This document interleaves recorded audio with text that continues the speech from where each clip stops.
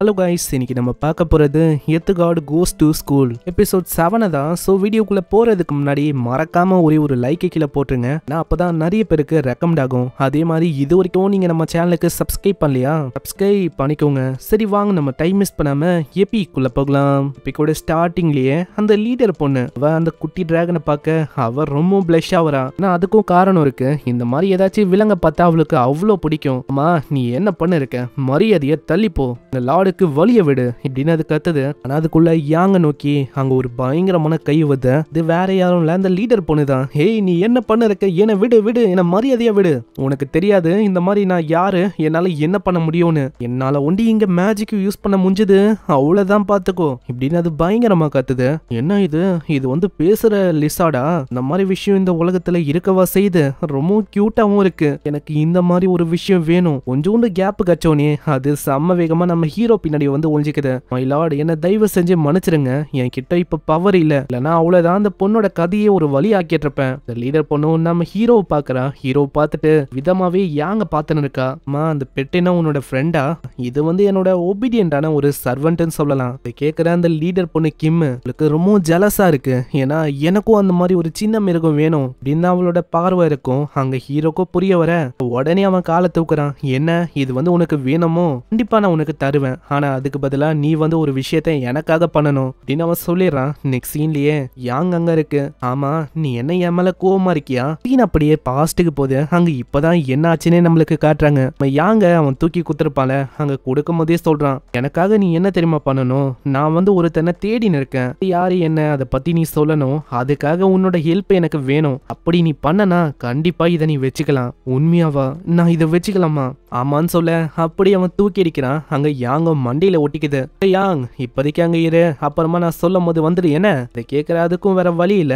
Master எங்க போயின்னு இருக்கீங்க நீங்க? வேற எங்க அந்த பாக்ஸர் பையன் அவனை அடிக்கதான் இப்படின்னு தான் விஷயமே ஏற்பட்டிருக்கும். இது எல்லாத்தையுமே யாங்கு நமக்காக யோசிக்குது. யாங்கு இப்பதான் சொல்லுது, நான் தான் என்னோட மாஸ்டரோட ஒரு செக்ரட்டரி மாதிரி, அதனால மாஸ்டர் சொன்னது எல்லாத்தையுமே நான் கேட்பேன். அவரு சொன்னபடி பார்த்தா உன்கிட்ட இருந்து சில பல விஷயத்த அவர் ஆக்கணும் போல, அதனால நீயும் என் கூட கோஆபரேட் பண்ணணும். யாங்கும் ஒரு சின்ன உருவத்துல சொல்லும்ல, இதனால அது ரொம்ப கியூட்டா இருக்கும். கிமுக்கு யாங்கோட கியூட்னஸை தாங்கிக்க முடியல. அப்படியே அவ கை குத்து ஒத்துக்கிறான். சரி நீங்க சொல்றபடியே எல்லாமே ஆகட்டும், நான் உன்னை நம்புறேன். கண்டிப்பா உனக்கு என்ன உதவியா இருந்தாலும் என்னால பண்ண முடியும். கிளாஸோட லீடரே நான் தானே. இதை கேட்கறாது ரொம்ப ஆச்சரியமாவுது. என்னது கிளாஸ் லீடரா? என்ன சொல்றீங்க, எனக்கு புரியல. அதுதான் கிளாஸ்ல எல்லா விஷயத்தையும் நான் தான் பண்ணுவேன். முக்கியமா என்னோட கிரேடு அது எல்லாமே டாப்ல இருக்கும். ஆனா என்னோட மாஸ்டர் அவரு ஒன்னும் லீடர் இல்லையா? ஓ லீய பத்தி நீ கேக்குறியா? அவனை பத்திலாம் நீ அந்த அளவுக்கு யோசிக்க கூடாது. அவன் ஒன்னும் அந்த அளவுக்கு பெரிய ஆள் இல்ல. என்ன அது அந்த அளவுக்கு பெரிய ஆள் இல்லையா? என்னையா நீங்க சொல்ல இருக்கீங்க? என்னோட மாஸ்டர் இந்த உலகம் இல்ல இந்த யூனிவர்ஸ்லயே ரொம்ப ஸ்ட்ராங்கானவரு. இப்போதைக்கு ஒரு லீடரா இருக்கணும். ஏன்னா அவரை பத்தி உங்களுக்கு தெரியாது. இந்த பூமிக்கே அவரு தான் எர்த் காட் அப்படின்னு அது பயங்கரமா சொல்லுது. கிம் என்ன யோசிக்கிறானா, இந்த மிருகத்துக்கு நிறையவே அறிவு இருக்குப்பா, எல்லாம் இது ஃபன்னியாவே பேசுது இப்படின்னு அவ யோசிக்கிறா. கிம்மு கிட்டயும் அது சொல்லுது, இப்பத்துல இருந்து நான் சொல்ற விஷயத்த நீ பண்ணணும். உனக்கு புரியுதா? நான் என்னோட மாஸ்டர் லீ அவர் இன்னமும் ஸ்ட்ராங் ஆகணும் கண்டிப்பா. ஆனா அதுக்கு ஒரு கண்டிஷன் இருக்கு.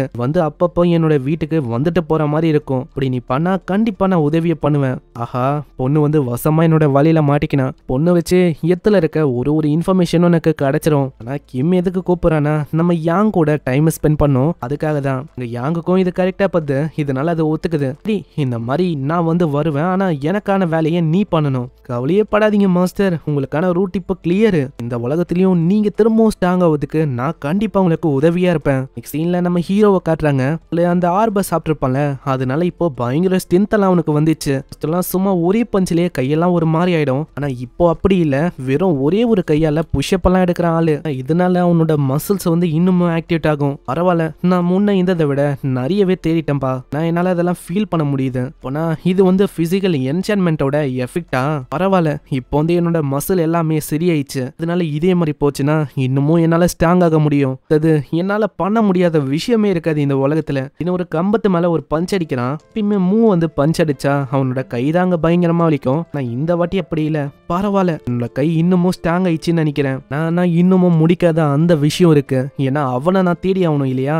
வேற யாரும் இல்ல, அந்த பாக்ஸர் பையன் அவனை தான். அவன் இன்னைக்கு வரமாட்டானா என்ன? அவனுக்காக நான் எவ்வளவு நேரம் வெயிட் பண்றது? சரி ஏதோ ஒண்ணு, அவன் ஸ்கூல்ல இருப்பானோ, எதிர்பாராத விதமா அவனை சந்திக்கிறதுக்கும் வாய்ப்பு இருக்கு. இப்பதான் கேங் அடிச்ச அந்த கம்பத்தை காட்டுறாங்க. இந்த கம்பம் பயங்கரமா டேமேஜ் ஆயிருக்கு. அவளுக்கு இப்போ அந்த அளவுக்கு ஸ்ட்ரென்த் ஆயிருக்கு. நம்ம ஹீரோவால விட்டா பழைய ஸ்ட்ரென்த்தையும் அங்க ரீகெயின் பண்ண முடியும். ஹீரோ போகும்போதே அவனோட உடம்புல இருந்து வேர்வையோட ஸ்மெல் அப்படி பரவுமா, அந்த ஸ்மெல் டைரக்டா நம்ம யாங்க இருக்கிற அந்த இடத்துக்கு போகுது. யாங்கும் அங்க இந்த உலகத்துக்கான கிளாத் பேக் இந்த மாதிரி விஷயத்தெல்லாம் பார்த்துன்னு இருக்கும்.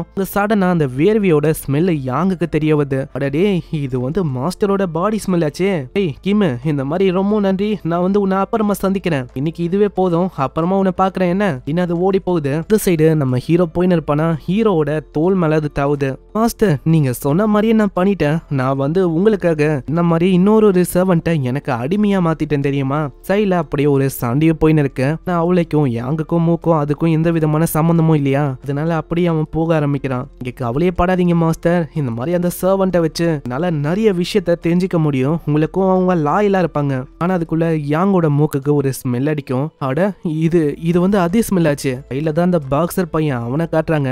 இன்னொருத்தனை பயங்கரமா வச்சுன்னு இருக்கான். நீ வந்து யாரா நீ? நான் வெறுமா ஒரு பைக்கை தான் தூக்குனேன், அந்த பைக்கோட ஓனர் கூட நீ இல்ல, அதுக்காக நீ எதுக்கு என்ன தாக்குற? பைக்கு திருநது ஒரு தப்பா? நான் யாருன்னு தெரியாம என் மேல கைய வச்சுன்னு இருக்கேன், அவ்வளவுதான் பாத்துக்கோ. நீ வந்து கண்டிப்பா மிஸ்டேக் ஆக்கின்னு இருக்க.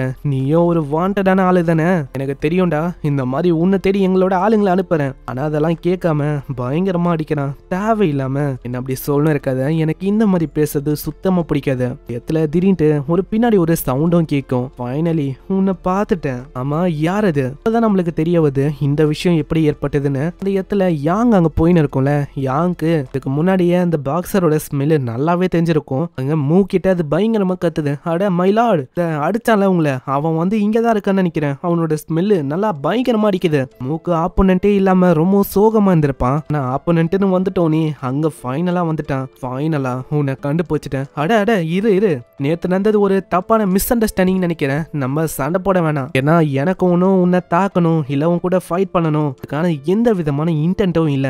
ஆனா மூ கேட்கவே இல்லையே, பயங்கர வேகமா தாக்குறதுக்கு வரான். சிச்சுவேஷன் ரொம்ப பேடா இருக்கு. இப்ப நான் என்ன பண்றது? அங்க மூ செம்ம வேகமா கிட்ட வந்திருப்பானா, இதை பார்த்து அவன் ஷாக் ஆகுறான். ஆனா மூ கிட்ட வந்தோம் அங்க எதுவுமே பண்ணல. மூவை பத்தி நம்மளுக்கு நல்லாவே தெரியும். ஃபர்ஸ்ட் ஒரு அடியை வாங்கிட்டு தான் மேட்சே ஆரம்பிப்பான். என்ன ஆச்சு? இவன் கம்மு நிக்கிறான். மேல எந்த விதமான கில்லிங் இன்டென்ட்டோ எனக்கு வரவும் இல்ல. அடனா பின்னாடி இருக்க அந்த ஆளும் கிட்ட இருக்கிற அந்த வெப்பனை எடுத்துக்கிறான். நீ வந்து ரொம்பவும் பேசிட்ட, இப்போ நீ சாவுடா. அவன் பயங்கரமா அடிக்கிறான். அடியில இருந்து அசால்ட்டா அவன் தப்பிக்கிறான். மூ மேல பட போகுமா பார்த்து அவன் ரொம்ப ஆச்சரியமா வரான். நான் மூ அதுக்கு ரியாக்டே பண்ணல. அந்த அட்டாக்கு பயங்கர வேகமா மூவோட மண்டையிலையும் விழுது. நான் பெருசாலாம் ஒன்னும் நம்ம ஹீரோக்கு அங்க ரியாக்டே ஆகல. இதுக்கு தான் நானும் ஆசைப்பட்டேன். ஃபைனலி நீ ஆரம்பிச்சிட்ட. அங்க மூ யோசிக்காம வயிற்றுலயே ஒரு எத்துறான். இங்க ஒண்டி விடாம அந்த வெப்பனை வச்சு அப்படியே அவனை இழுத்து மண்டையிலே ஒரு அடியை போடுறான். இதனால ஆளோட நிலைமை இன்னமும் மோசமாவுது. அவரும் கத்துறாரு, ஹேய் நீ என்ன பண்ணிருக்க? ஆனா அது எதையுமே கேட்காம வயிறு நெஞ்சுன்னு மாத்தி மாத்தி அவன் குத்துறான். எத்துல இதனாலேயே அவரோட நிலைமை ரொம்ப மோசமாவுது. என்னவோ ஏதோ தெரியல, இந்த மாதிரி ஃபைட் எல்லாம் நம்ம மூக்கு சுத்தமா பிடிக்கல. இது அந்த அளவுக்கு இன்ட்ரெஸ்டிங்காவும் இல்ல. எப்ப நான் எத்துக்கு வந்தனோ அந்த டைம்ல என்னோட ஃபைட் வந்து ரொம்ப பயங்கரமா இருந்தது. இது நான் ஃபீல் பண்ண அந்த இம்பாக்ட் அது வந்து ரொம்ப ஃபன்னா இருந்தது. நான் இது ஒன் சைடடா இருக்கனால இதுல எந்த விதமான டிஃபரெண்ட்டும் இல்ல, ரொம்ப போரிங்கா இருக்கு. நேத்து வந்து அந்த ஆளு அவன் கூட என்னால இன்னமும் சண்டை போட முடியும்ல. அங்க திரும்பி பாக்குறான், அந்த ஆளை காணோம். அடச்ச, நான் இவன் கூட இன்ட்ரெஸ்டிங்கா சண்டை போடும் போது ஓடி போயிட்டான். அவன் பாக்ஸர் பையனுக்கு ஓடி போகும்போது சுத்தமா அங்க புரியல. இப்படிதான் மூ இவனை தேடி வரானு. நான் மூ வேற சண்டை போடும் போது என்ன தெரியல ரொம்ப கொடூரமா ஸ்மைல் பண்ணுவான். ஓடி வரும் போதே நடுவுல ஒரு கிரியேச்சர் இருந்திருக்கும். அது நம்ம யாங்கு தான். அங்க ஏதோ ஒரு போதையில இருக்குமா, அதை கண்டுக்காம யாங்க ஓங்கி ஒண்ணு வச்சிடறான். அதனால யாங்க அங்கேயே மயங்கி போயிடுது. இந்த இடத்துல இதை ஒரு வாய்ப்பா வச்சுதான் ஆளு ஓடியே போயிருப்பான். எனக்கு இன்னமும் புரியாத விஷயம், உனக்கு என்னதான் வேணும்? எதுக்காக சண்டை போடுறது அவனுக்கு அவ்வளவு பிடிச்சிருக்கு? ஃபைட்டை ஆக்சுவலா என்ஜாய் பண்றானா? நான் அவன் கூட கொஞ்சம் ஜாக்கிரதையா இருக்கணும், ஏன்னா திரும்ப அவன் தேடி வர்றதுக்கு வாய்ப்பு இருக்கு. இப்படி இவன் சொல்றதோட இங்கே இந்த எபிசோட முடியுது. பார்க்கலாம் என்ன ஆகுதுன்னு. கீழே இந்த பிரச்சனை போயின்னு இருக்குன்னா லூசிஃபர் இதுக்கப்புறம் என்ன பண்ண போறான் அது எல்லாமே நம்மளுக்கு நெக்ஸ்ட் எபிசோட்ல தெரியும். போக போக இது இன்னமும் இன்ட்ரெஸ்டிங்கா போகும். ஸோ வீடியோக்கு மறக்காம லைக் போட்டுங்க. ஏன்னா போக போக லைக்கே போறதுல அட்லீஸ்ட் ஒரு 1.5K லைக் ஆச்சும் கொடுக்க பாருங்க. ஏன்னா அப்பதான் தொடர்ந்து இன்னமும் நிறைய வீடியோஸை நல்லா அப்லோட் பண்ண முடியும். லைக் போடாதவங்க லைக் போட்டுங்க. நான் உங்களை நெக்ஸ்ட் எபிசோட்ல சந்திக்கிறேன். தேங்க்யூ ஃபார் வாட்சிங். சைனரா.